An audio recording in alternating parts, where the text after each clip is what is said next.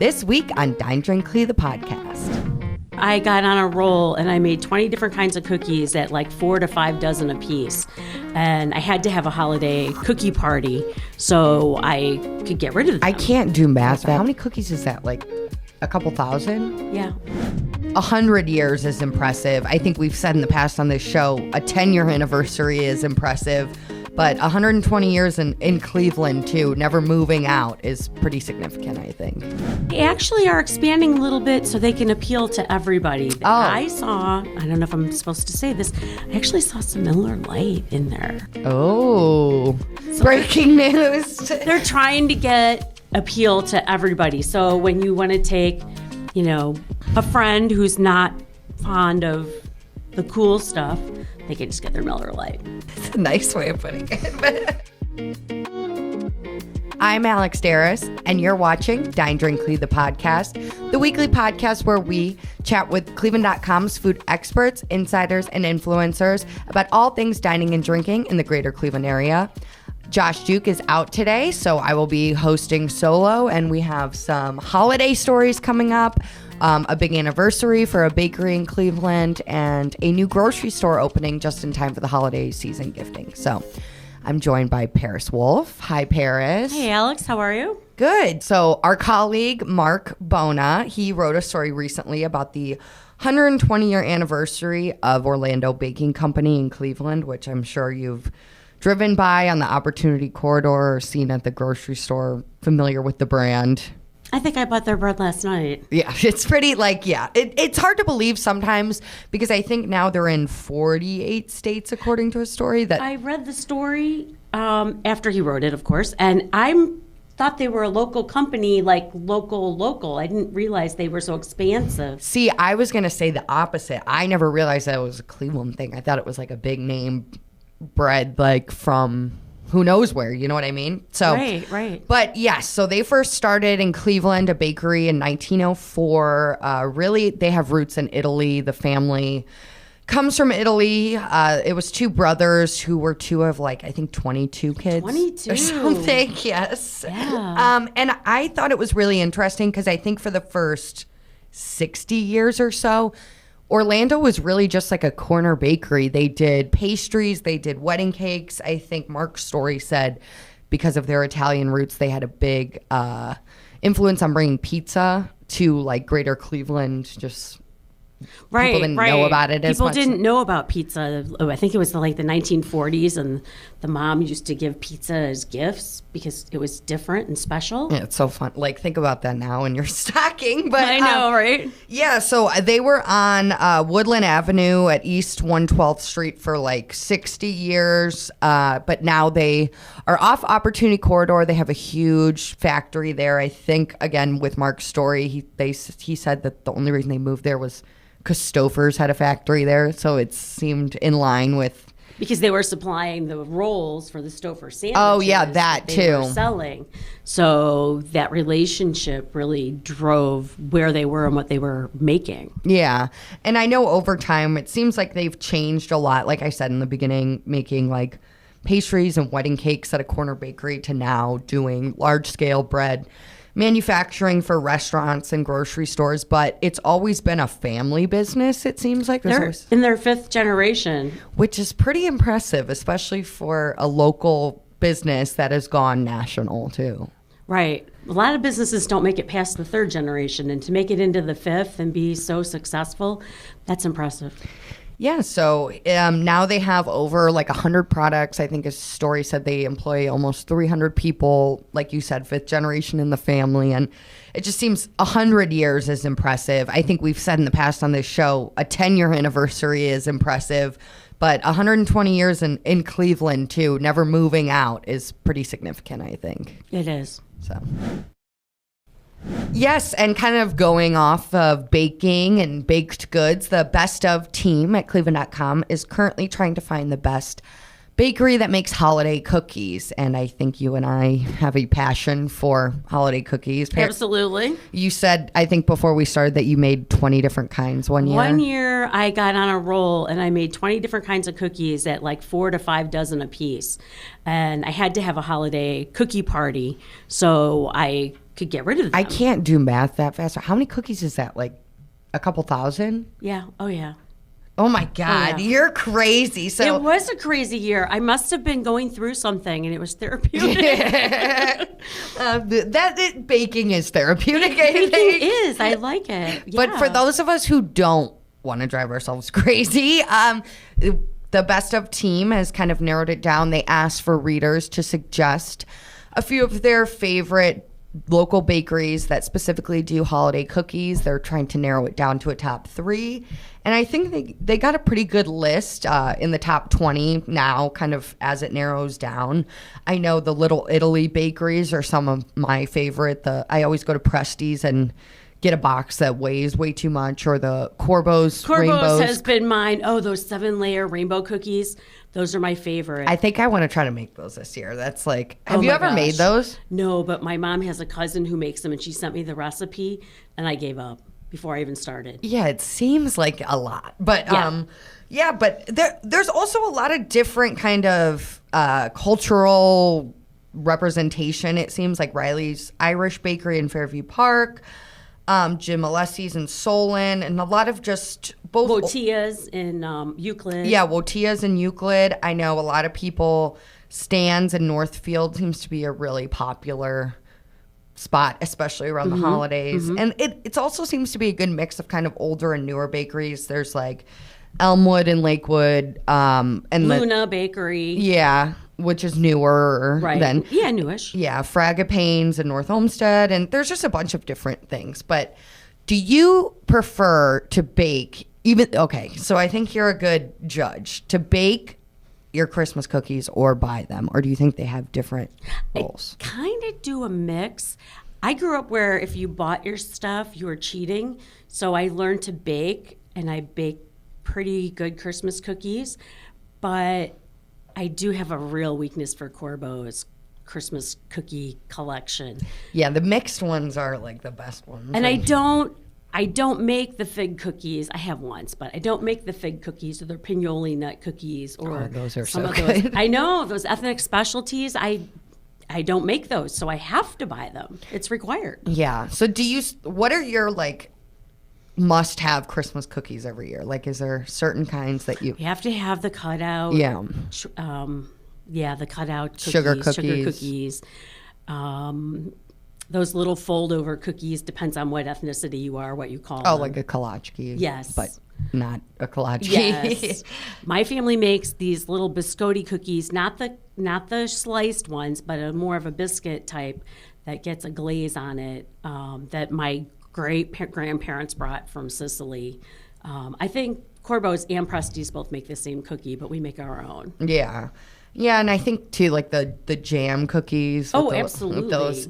It's just like, what makes a Christmas cookie or a holiday cookie, like, different than a regular? What do you think, like? I don't know. That's a good question, because it's like I would never make a fruitcake cookie any other time of year, and I probably wouldn't make the thumbprint cookies any other time of year. But that's the thing with the thumbprint cookies. Yeah, it's not, like, seasonal. It's jam. You know what I mean? Right, you can eat it anytime. Yeah, or, like, even, like, crinkle cookies or those kind of, like, what are they called? Those like powdered sugar? Like the chocolate crinkle cookies? Yeah. I would never make them for Christmas because they're not Christmas cookies.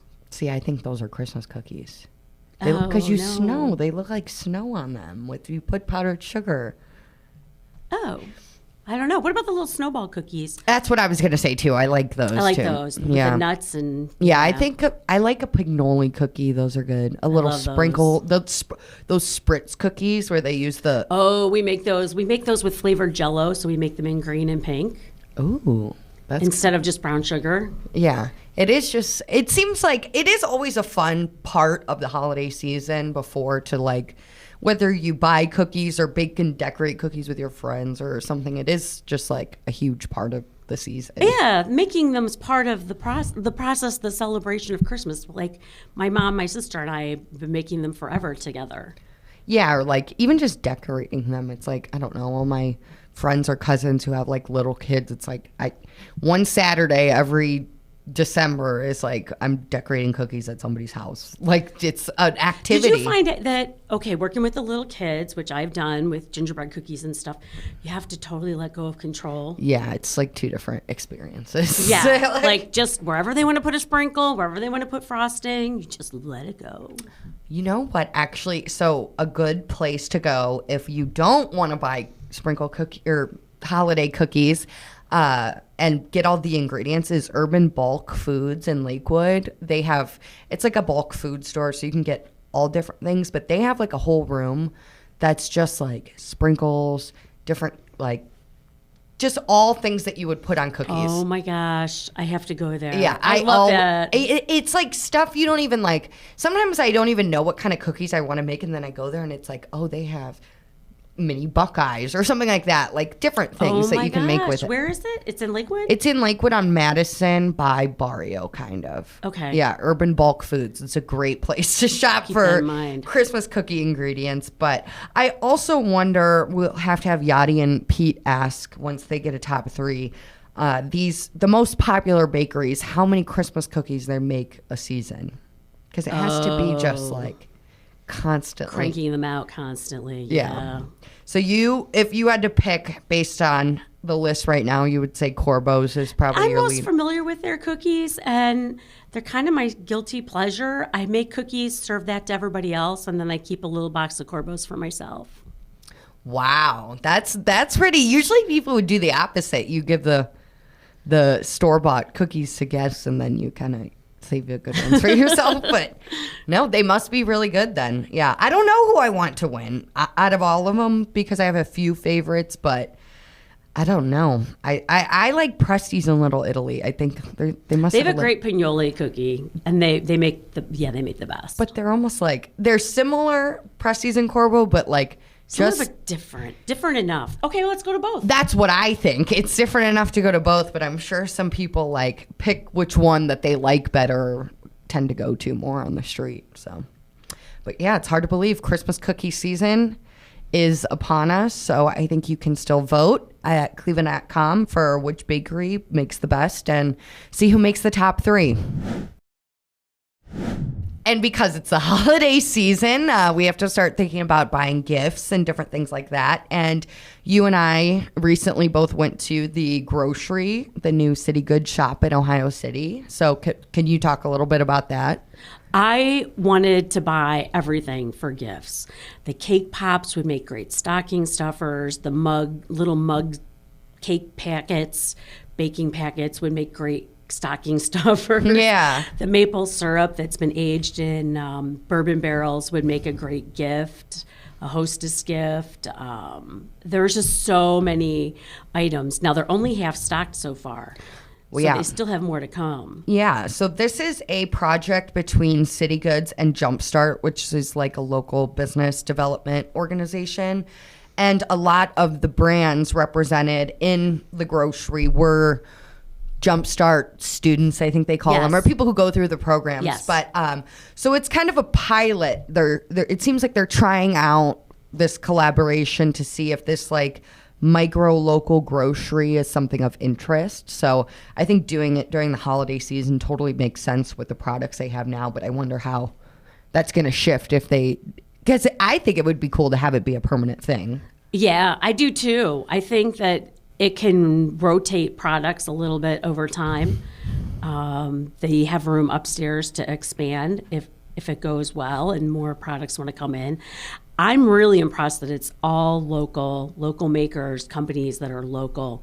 I think that's a really strong gifting opportunity for people to make a statement to support local. And it seems like just from browsing the list of, I think, the 20-something vendors they have now, it's stuff you can't really find at the other local markets and stuff. Like, I think the biggest brand they have is like Cleveland Ketchup Co., which you can buy at a few places. But right. Cleveland Ketchup and Pope's cocktail mixes. Oh, yeah. Yeah. But that's the rest are all kind of new. Yeah, or like really if they might niche. be at one, specialty shop, but not everywhere. So it's kind of cool because Ohio City is such a central area that those little stores are kind of popping up. They're all seem to be locally Like, Yeah, they have those 7 units there in the City Goods complex, and everything is locally made products in different units, and the grocery just kind of consolidates all the local food products. Yeah. So it's like, even if you don't necessarily want to buy someone a food gift, it's like a good destination to go and browse for a little bit of everything too. And you can stop at the lounge and get a cocktail while you're browsing. Yes, and I think the lounge is all covered. local, and it's all local booze. They actually are expanding a little bit so they can appeal to everybody. Oh. I don't know if I'm supposed to say this, I actually saw some Miller Lite in there. Oh, breaking news. They're trying to get appeal to everybody. So when you want to take, a friend who's not fond of the cool stuff, they can just get their Miller Lite. Yeah. That's a nice way of putting it. But no, that bar it's really cool, and just a cool concept, I think, with the whole City Goods thing, how it's an incubator space, and Jumpstart is like an incubator business pretty much. And I guess this is kind of a good time to tease too that we're working on a local gift guide for the holiday season, so you can stay tuned. Probably mostly foodie and of course, drinks from us. Of course. A lot of great shopping options from local businesses, and got a lot of fun gift guides coming out. There's some good stuff. Especially if you have a booze lover in your life. I tend to find a lot of good booze gifts this time of year. So are you getting me in the company gift exchange, getting my name? That would be good. Yeah, we should do not a white elephant, like a real one. People get good gifts. But yeah, so the grocery in Ohio City, it opened November 1st. I think it's open through the holiday season every day except Monday. Yes. So go check it out and see. I guess we'll have to see how it grows. Like you said, they're going to be adding more products, and if it ends up being a more permanent thing.